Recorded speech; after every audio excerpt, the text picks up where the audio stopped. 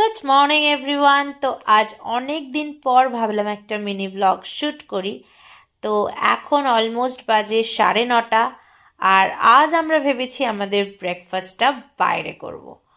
তো চলো দেখি ব্রেকফাস্টের জন্য আজকে আমরা কোথায় যাই এবং ব্রেকফাস্টে কি কি খাই। তো অন দ্য ওয়ে অ্যান্ড তোমরা মোটামুটি কৃষ্ণনগরবাসী যারা আছো বুঝতেই পারছো যে আমরা এটা কোথায় যেতে চলেছি। ইয়েস, আমাদের সবার প্রিয় জায়গা মাদার্স হাট।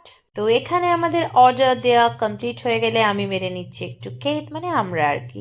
সেটা করতে করতে চলে এসছে আনানিয়া, মানে আমাদের ফার্স্ট অর্ডার, যেটা শুভ নিয়েছিল লুচি অ্যান্ড কারি। তারপর রোবট আবার এসে গেছে সেকেন্ড অর্ডার, ইয়ানি কি আমার অর্ডার মশালা ডোসা নিয়ে।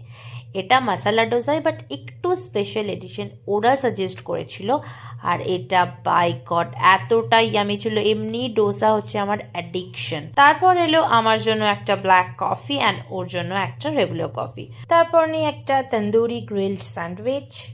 And the sun is sunning now. তো হিরো হিরোইন এখানে কেক মারতে মারতে, ওর যেহেতু আজকে অফটা ছিল তো আরো দু একটা কাজ সেরে তারপর যাবো বাড়ির পথে। টাটা।